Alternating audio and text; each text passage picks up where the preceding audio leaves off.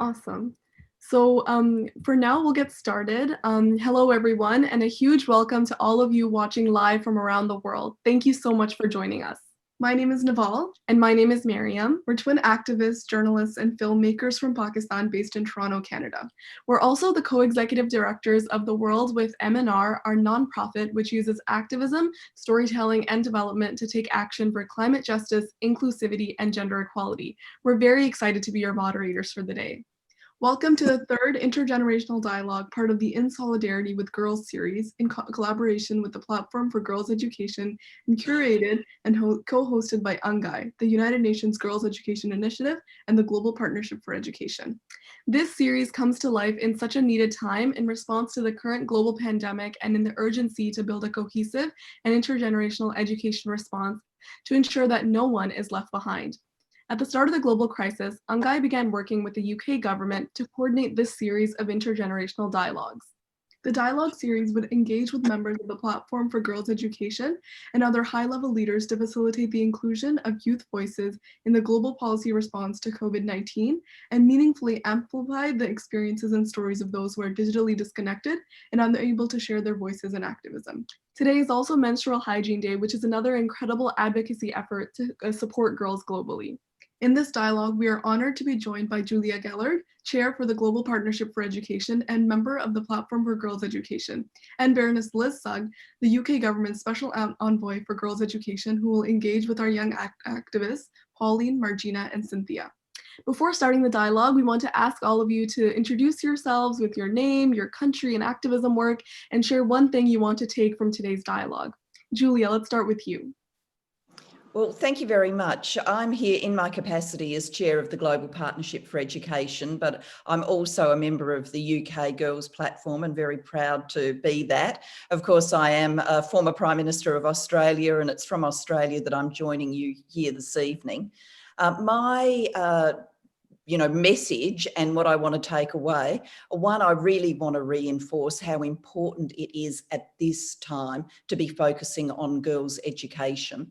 At the Global Partnership for Education, we have made available $250 million to try and combat the effects of COVID on the education of children around the world, but particularly the most marginalised girls. And that's the single biggest investment that anybody has made to date in ensuring educational continuity for the most marginalised, particularly girls.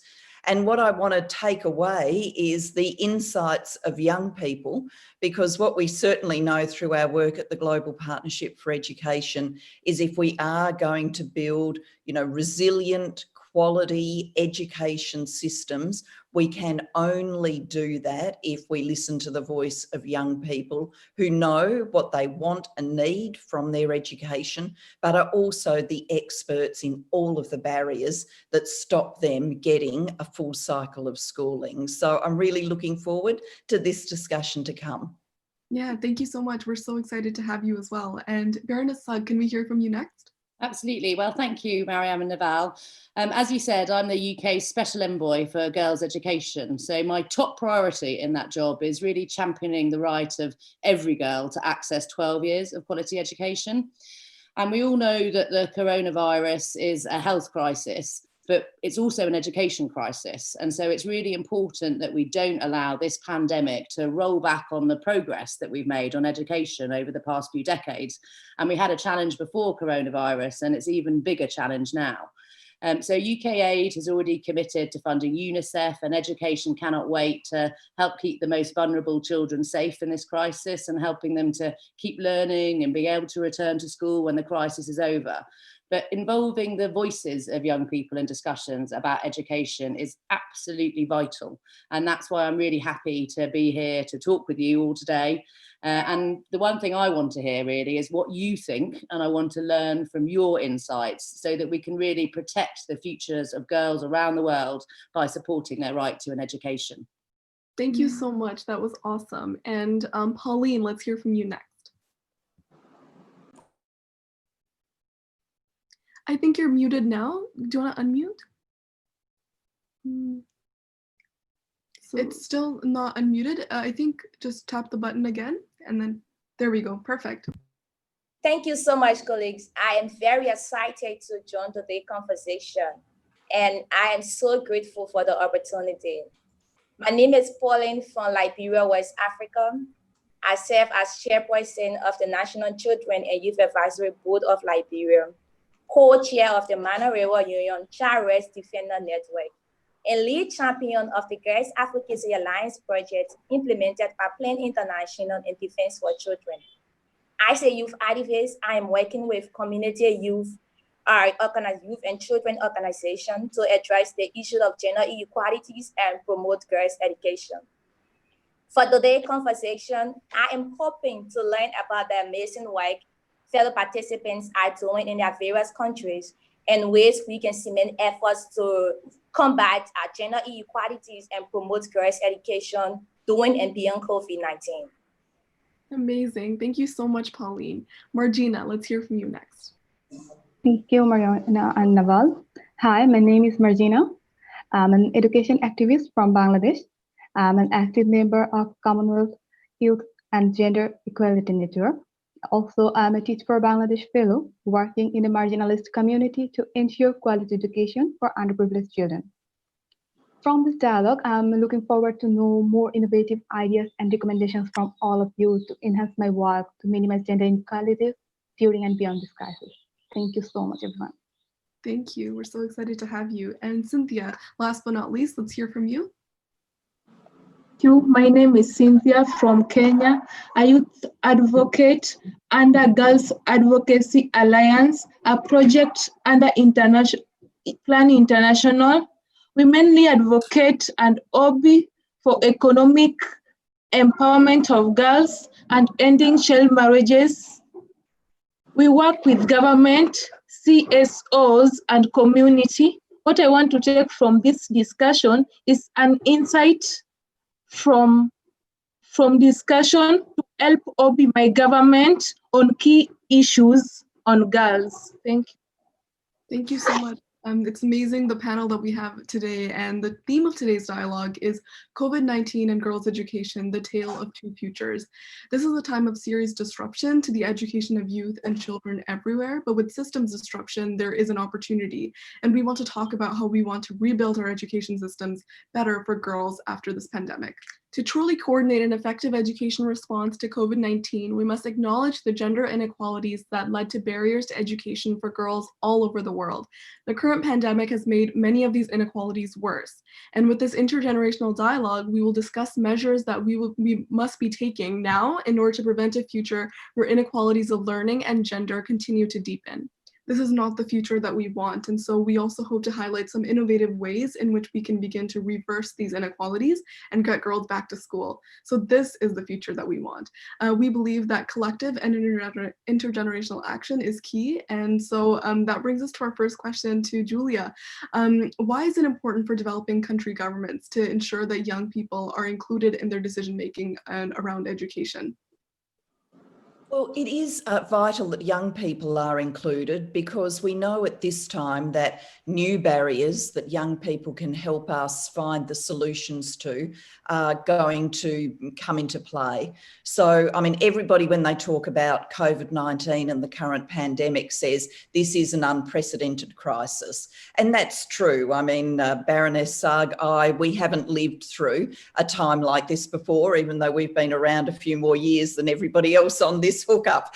But we do know from earlier epidemics, including the Ebola epidemic that hit Liberia, and our activists from Liberia would be able to tell us about that.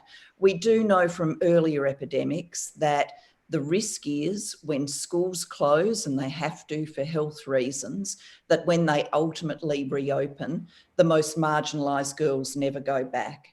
And the Malala Fund, for example, has estimated that 10 million girls are at risk of not going back to school. It's been estimated that we might see 13 million more child marriages in this period that schools are closed. And so when we know that they're the risks, unless we're working at a real community level, listening to young people, making sure that the system is responsive, then unfortunately that's the future path we'll walk. Whereas everyone linking up through this discussion, I think, wants quite a different future, where we do see young people listened to, barriers demolished, systems of education continued even when schools are closed.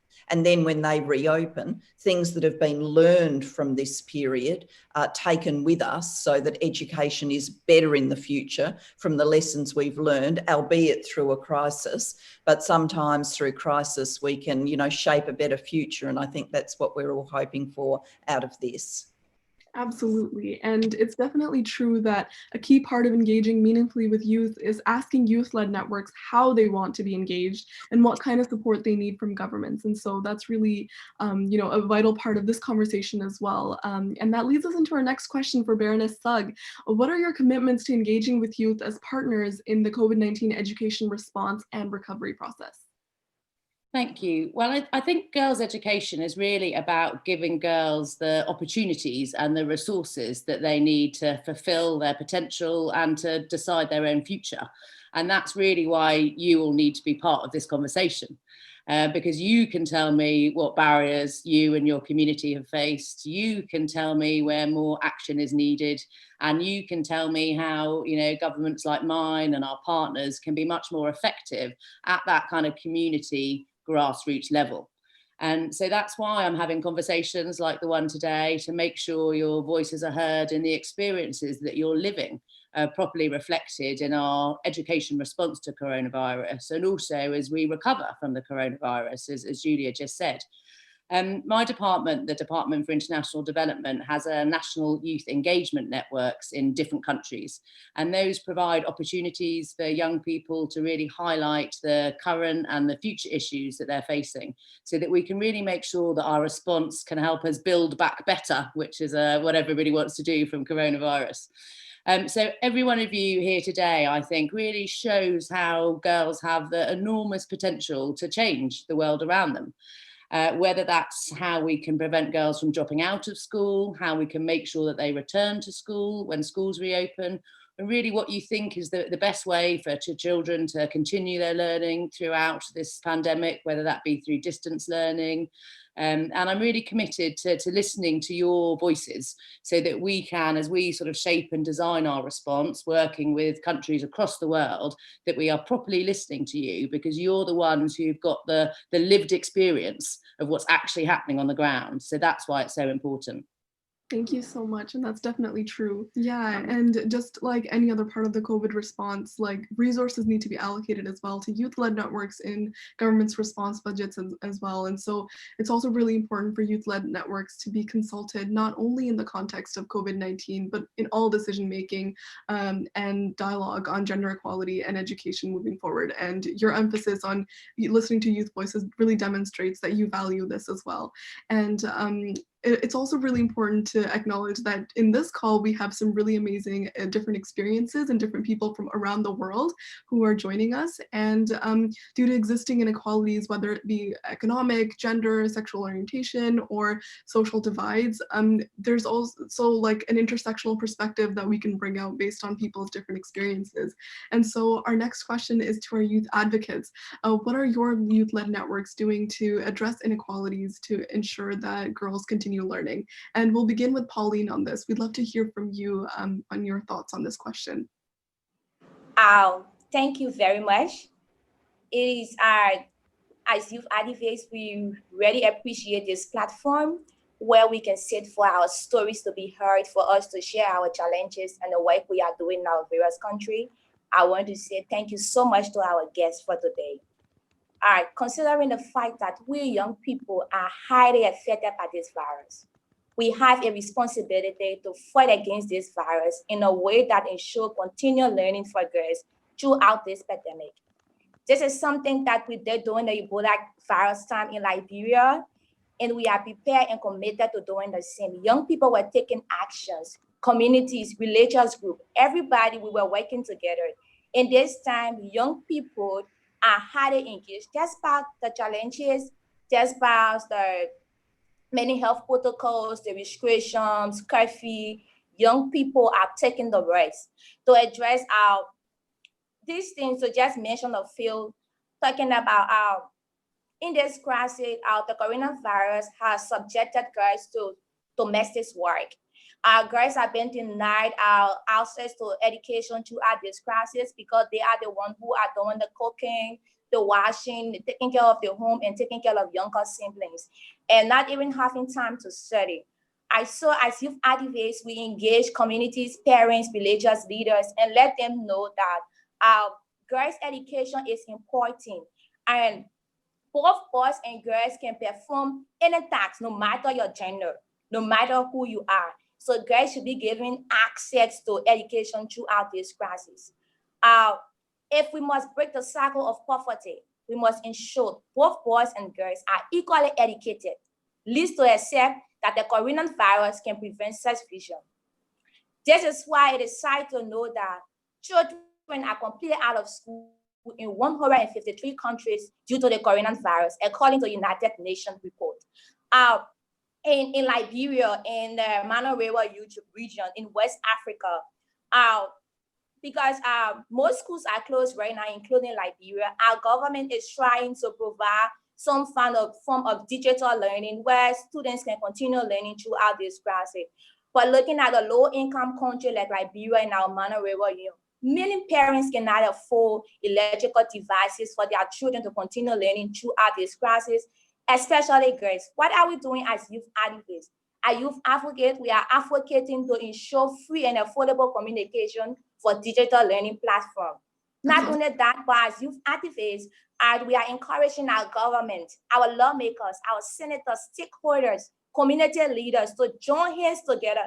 I tell you that we did this during the Ebola time, and we need to do this again. So we are advocating for our government to promote digital learning during and after coronavirus. This is something that we should.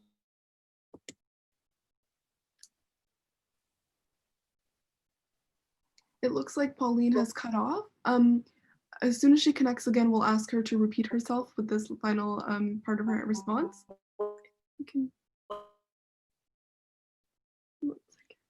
Just having a bit of technical difficulties. We're just going to wait for Pauline to be able to reconnect.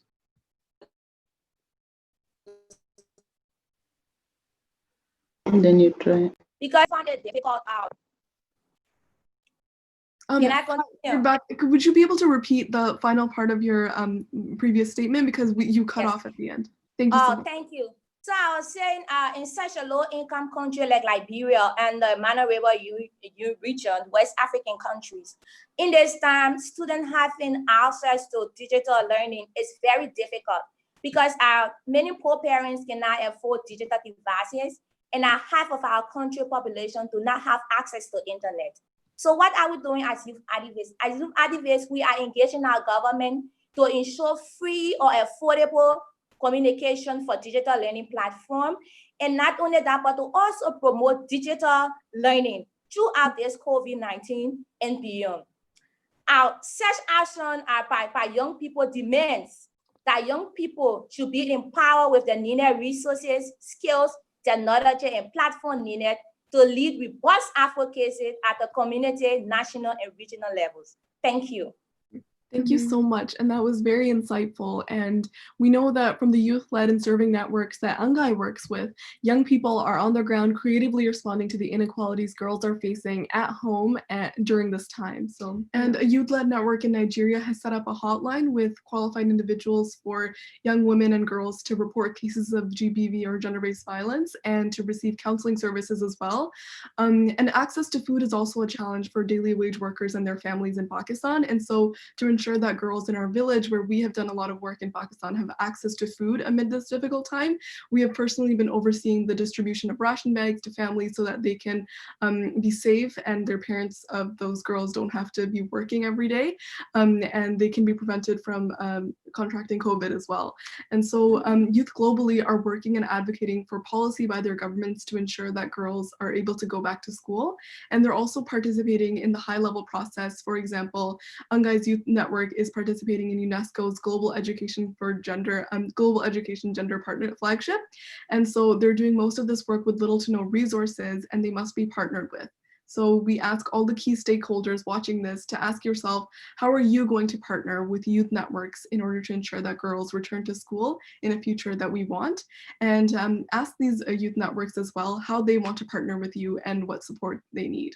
And the purpose of this discussion is to understand how we can prevent a post-COVID-19 future that further deepens these inequalities, and we must go further to explore ways in which we can reverse these inequalities and the challenges to learning that they present. And one particular area where emerging evidence and experiences of young women indicate things have been getting worse during the pandemic is gender-based violence and harmful practices. And so this leads us into the next question, which, A Tale of Two Futures, our theme highlights this as well. And we're gonna ask youth advocates this question as well. So how has this pandemic deepened inequalities, leading to increased gender-based violence and harmful practices, and how are you working to address it? So Cynthia, what do you have to say about this question? Okay, thank you very much. In Kenya, cases of sexual violence and exploitation are very rampant. For example, rural girls are likely to be used for families' income. This further exposes them to sexual exploitation and gender-based violence. This places girls at a very high risk of health and reproduction crises, including forced female genital mutilation and early marriages. This may put girls at a very high risk of dropping out of school when the schools are reopened. Secondly, youth advocates who are already economically empowered and used to lend and save can no longer go on with those activities since due to government directives on closing markets and small businesses, so they end up being more vulnerable than before. Another point, there is increase in child labor. Children are forced to work on big farms, especially those who are coming from villages where I come from, for minimum payment. They have to do those work for them to sustain their families. As a girl advocate, we are organized in a group of 20 to 30 members so as to keep track by watching each other or checking each other. We are also working closely with chiefs and champions to report and follow the cases of gender-based violence. Lastly, we are linking vulnerable groups with social security and government cash transfer. Yeah, amazing. It's so great to hear your insights as well. And we would love to hear from Baroness Sugg next. What do you have to say about this? Thank you. And thanks, Cynthia. It's really good to hear about what you're doing, both with other young people, but also involving the whole of the community to try to address this too. And, we already know the huge challenges faced by women and girls across the world, which are being made worse by this crisis. And of course, school closures, as Julia and others have said, that's really increasing the risk to girls. And we saw that during the Ebola crisis. And domestic violence is increasing, here in the UK and around the world. I don't think any country is not affected by that. So we are, as part of our response, we're funding UNICEF to help them provide basic supplies so that disadvantaged children don't get left behind, and also really support the reporting and the protection services for children and women affected by violence to help keep children safe and to help them be able to go back to school when schools reopen. We have lots of programs across the world on violence against women and girls, and what we're trying to do is adapt them quickly to deal with the new challenges which coronavirus is bringing to us all. An example, in Malawi, we're redirecting our efforts towards helping influence the national public health response to adapt its program to make sure that all its activities can continue going during coronavirus. And I think something which has also been highlighted, we're investing in sexual and reproductive health and rights services, which is so important. We know that it's much more difficult to deliver these services in times of crisis, and Cynthia highlighted the problems that can give us. And you mentioned earlier that it's Menstrual Health Day, and periods don't stop in pandemics, so we've got to make sure that girls are able to kind of manage their periods with dignity in this difficult time. And we know that it's only when women and girls can control their own bodies and decide whether and when and with whom to have children that we'll really be able to see every girl properly fulfill her potential. Absolutely. Thank you so much for your adding all of your thoughts to this. And we'd also like to ask Pauline, is there anything else you'd like to add to this question? We'd love to hear from you as well. Oh, you're muted? Perfect. Oh, I think you unmuted. If you click it one more time, sorry. Let's see. That should be good. Thank you. Like Cynthia from Kenya said, we share our similar stories, and I think that we are engaged in some of these programs. We are using our similar mentors, but the common tradition of girls facing severe rates in low-income countries like Liberia in the West African region has been worsened by the coronavirus. There have a number of rape cases in Liberia throughout the Mana River Union because girls are staying home. They are vulnerable, especially for poor parents. The issue of child trafficking. Some parents use their kids to provide food for the family. Girls using their bodies. So they are lighter of our cases of rape. The cases of rape are so high right now. And child marriage, because of the restriction, people are keeping home. And also there are so much restrictions, like in Liberia, most civil society groups, like including youth groups, do not have access to pass to move freely in communities. So it becomes so challenging. Those cases are increasing because everybody at home, and most often the government have so much power, so much activities to monitor those things.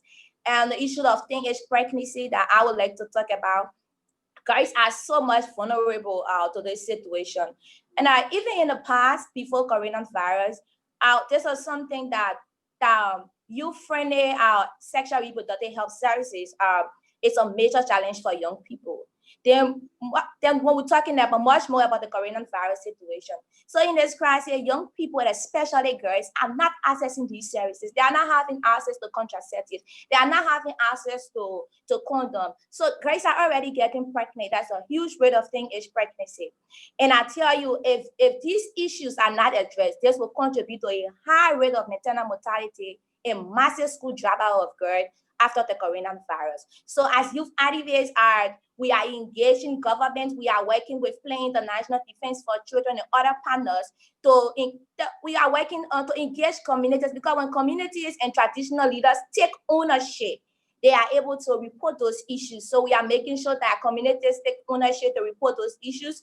We are also monitoring for our favorite communities, we're monitoring those issues and reminding government of their responsibility, making sure that girls are safe throughout this crisis so that girls can continue learning. Yes. Thank you. It's amazing to hear the work that you are doing as well in your communities, and that's really, really important what you've put forward as well, and engaging community leaders too. Our next question is, what measures can governments and other stakeholders take to ensure that learning inequalities for girls aren't deepened through the digital divide? And we'll begin with Julia. Would you be able to share your thoughts on this? Thank you very much. I hope you can hear me. Yes, great. Thanks very much. I think when we think about this issue of the digital divide, sometimes our minds run to, very high-tech solutions, but often in contexts, what will work are less high-tech solutions, but practical solutions for local communities. Pauline's already outlined in Liberia that much of the nation does not have the kind of connectivity which would enable very high-tech solutions. At the Global Partnership for Education, with our COVID response, the 250 in Pakistan, video lessons are being provided by the private sector. They're free, the content's curated by teachers, and it's being distributed on the national television station. And where there's not access to smartphones or, very customised high-tech solutions, people may have a television, and so that will be a practical answer for them. In Cambodia, we've been working so that there are radio programs that bring educational content for ethnic minorities and for students with disabilities. So these are just some of the range of ways that local communities are finding to overcome digital divides, and we as a partnership are working with them, mobilising resources to help back in these very customised solutions. Yeah, that's really great to hear as well. All of those are really incredible examples, and we'd love to hear from Cynthia next about the work that you're doing in Kenya as well to ensure that the digital divide is not deepening inequalities.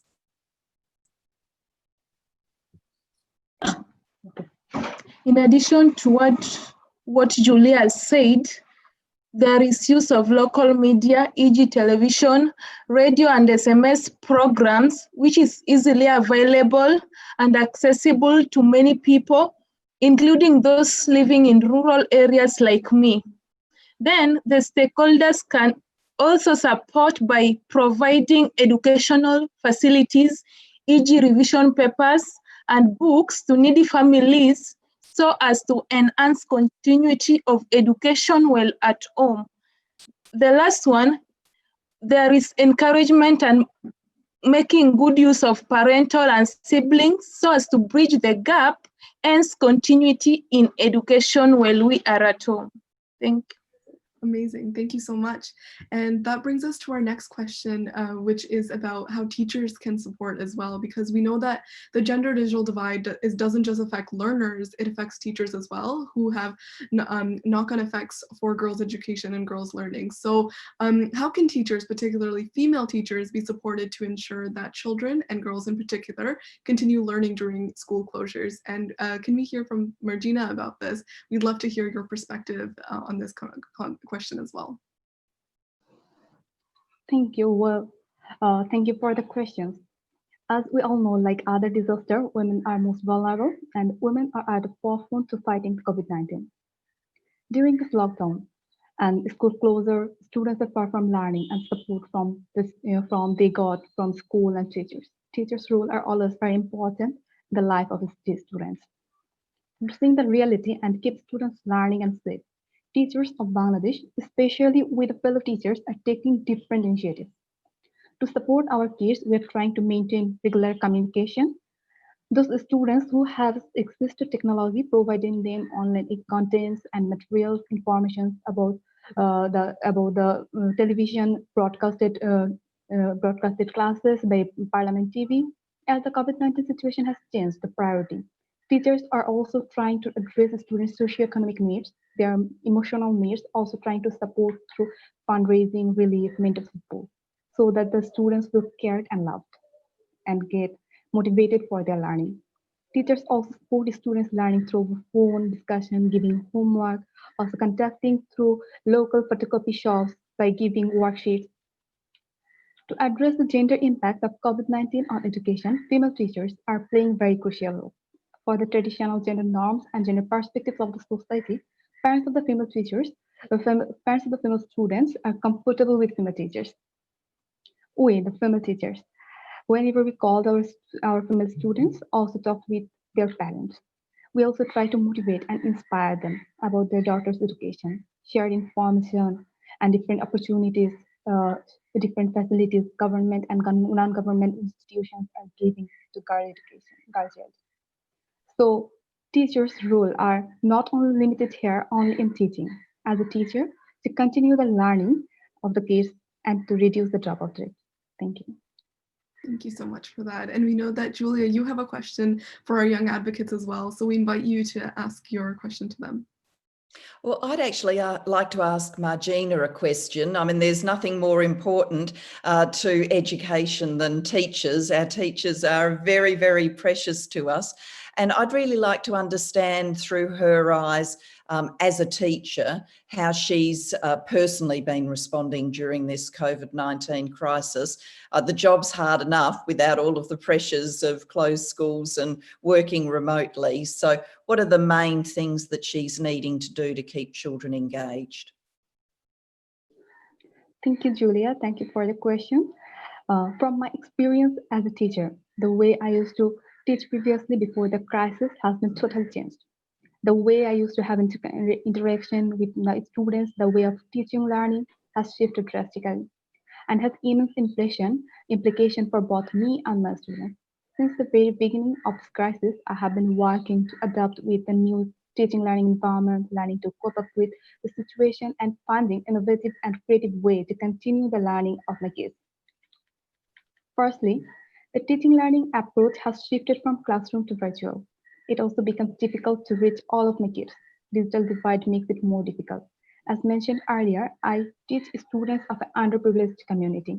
Because of the fact that a large number of the students' family has financial limitation and have poor access to internet and digital communication technology. I have considered this issue at the center of the work and developed contents in such a way so that maximum number of students will benefited and addressed. So differences. I have been planning and executing plans to address all my students' situation so that the best of the teaching they get in spite of their limitations. Also thinking about new and innovative ways of assessments. I am rethinking all of my previous plans and modifying and converting them to best match address the changed demand of the workable curriculum so all kinds of learners to adjust with the new normal. The role as a teacher is not limited to teaching. COVID-19 makes me the fundraiser, relief worker, psychosocial counselor, information provider. Previously, things were different. More or less, my role as a teacher have got some new responsibilities, and I feel I must fulfill. Amazing. Thank you so much. Sorry. Okay. Go ahead. No, go ahead. Last but not least, in addition, I am also conducting a pilot research project on impact of COVID-19 on girls' education so that I can find ins and outs of the present crisis and a way out of addressing the limitations to support my students in most effective way. Thank you. Thank you so much. Awesome. And Baroness Sugg, we know you have a question for our youth advocates and Julia as well. So would you like to ask that? Sure. I just wanted to say to Marjina, actually, I know she's got a lot of jobs as a teacher as well, but one of the really important ones is being a role model to girls as well. And I can tell just from what she said that she is that excellent role model, because we all know that we can't be what we can't see. So sorry to add to her list of jobs, but I think she does a great job at it. So my question to everyone today, I think one of the most important things for me is to make sure that when schools reopen, girls return to school. You know, we've talked today about how schools protect girls as well as educate them. So I really want to work with partners and with young people across the world to kind of come together to make sure as many girls as possible return to school after COVID-19. So we have this brighter future. And that's my question to everybody. In 3 words or a short sentence, if you need it, what's your vision for that brighter future in education after COVID-19? So let's start with Pauline. Would you like to start us off with this question? So, a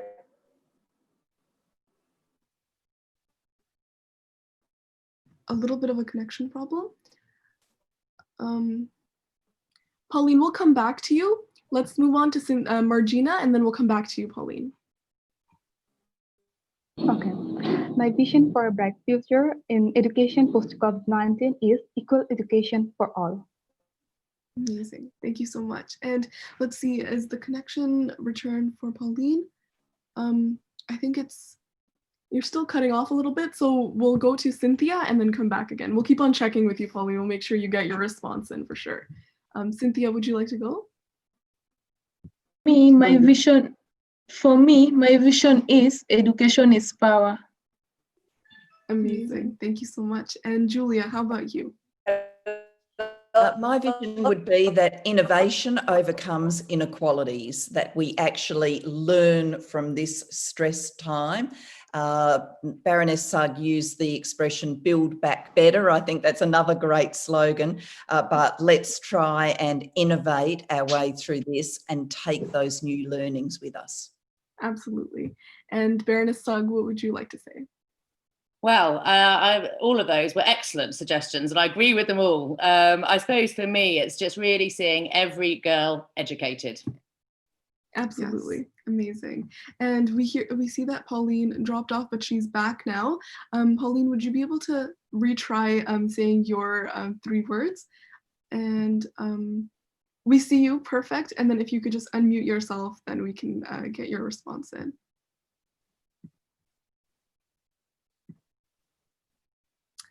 It's cutting off again. So because you're frozen, we'll come back and we'll start with our response and then we'll come back to you, Pauline. Yeah, so ours is inclusive and accessible and for everyone. Okay, yeah. Equitable as well. Education for everyone. And so we hope that, you know, this conversation gave us lots of insights into the status of education globally and how we're responding as a result of COVID-19 as well. And this dialogue shows the many different ways in which the scale of this crisis has forced new levels of innovation on all levels, from governments and youth-led networks to keep girls learning, and the importance of ensuring these efforts are sustained into the future so that no one is left behind. And we look forward to working together to ensuring that we achieve our visions of a new normal in education post-COVID-19. All of the visions that we had and we shared today are incredible, and we hope that we're able to achieve those as well. And now more than ever, we need the support of key stakeholders like the Global Partnership for Education and the UK government to make sure that these commitments to partner with and support youth-led networks in the COVID-19 response and recovery are achieved as well. So thank you so much to Julia and Baroness Sugg for joining us today. We look forward to continuing to work with both the UK government and the Global Partnership for Education in an intergenerational gendered education response to COVID-19. We also want to thank Pauline, Marjina, and Cynthia for sharing your voices today. We believe that it is so important to include the perspectives of young advocates like you who represent youth-led and youth-serving networks in addressing the barriers girls face to having an education.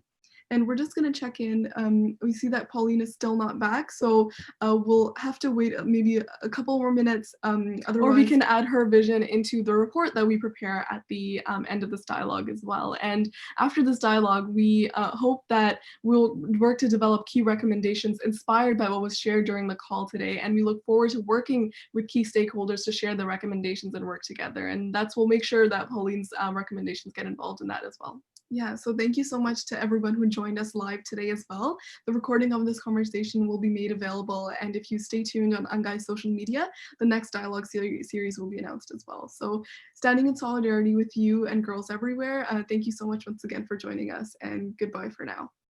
Thank you. Awesome. Well, it's done.